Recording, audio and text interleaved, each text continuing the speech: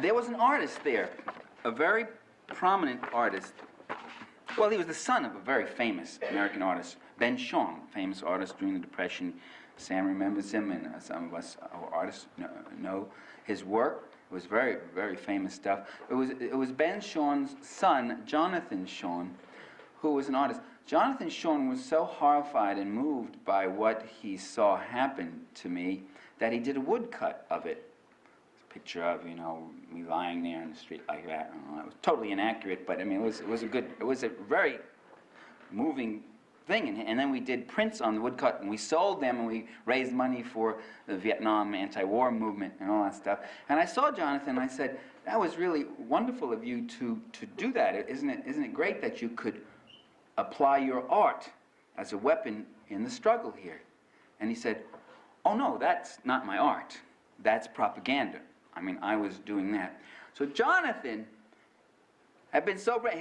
His father would have been ashamed of him because his father did not make that distinction. His father's art was very political.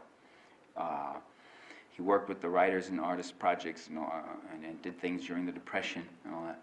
Jonathan saw that art is something that's really quite removed and above politics, you see, and separate from politics. And that when it gets into politics, then it's socialist realism, or it's propaganda, or it's tainted in some way. In fact, the depoliticization of art was itself a very real political movement. And there are a couple of books out on this, and I had the reprints of stuff, and I wanted to cite things, but take my word for it. Norman Goldberg is one guy who's written on this, on how much of art has been how many of the art schools and artists who did realistic work was simply not shown, how non-objective abstract art was encouraged by the Rockefellers, the Morgans, and the Mellons. Who do you think owns the art world? Who do you think buys the art? It's the Mellons, the Morgans, the Rockefellers, and the DuPonts, and the Hartfords, and the Lees, and various others. Art is an area of investment for them. The museum you got in New York is called the Huntington Hartford Museum, isn't it? It's not too many. Art is something that the rich buy and then put into the museums they build, for which they get enormous tax write-offs, and which are sources of investment and value appreciation. Someone open another window. I'm just really kind of warm. Are you all warm too, or is it just me with this subject?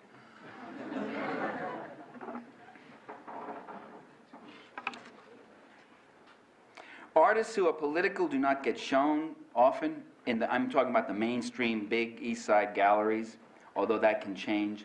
Ralph Fasanella painted in the obscurity and in the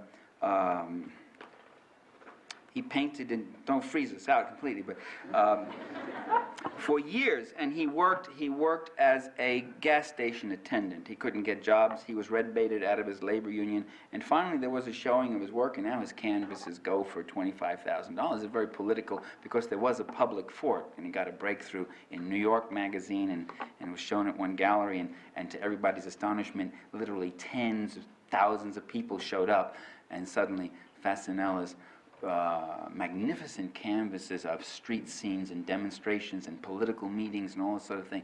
Magnificent things done very crudely. You can see a self-taught artist, but with a real something in it.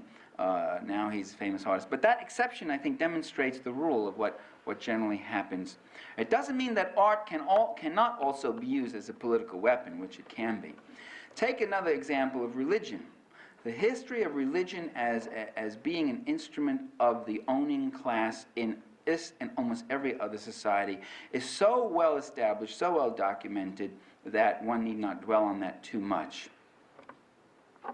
In almost every country, the religious leaders are aligned with the business leaders. The cardinals, with some few dramatic exceptions, do not sit with the poor, they dine with the rich. They do not live in huts, they live in palaces. And so it is with most of the churches. The Protestant evangelical churches, some of them, not all of them, are being conscientiously used now in places like Honduras and Salvador to preach an anti-communist, right-wing status quo line. to tell you not to struggle in this world, but to wait for the blessings of the next.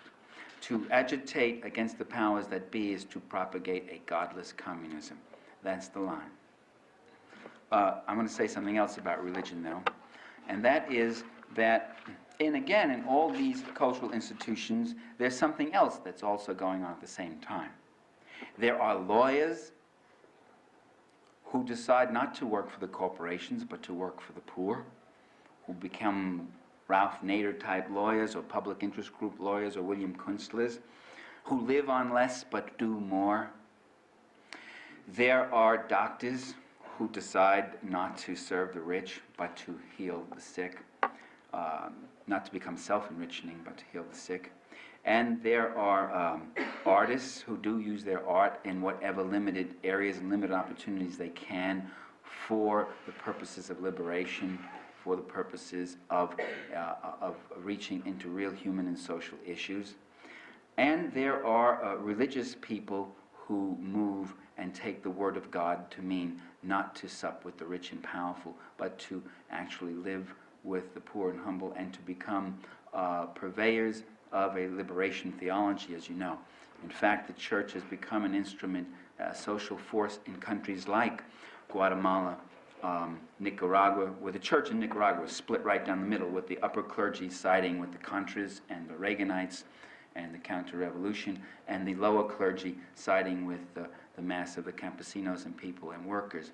In the Philippines, where you've got a great cardinal with a great name, Cardinal Sin, which I think is the best. There's a venial sin and cardinal sin, we always know.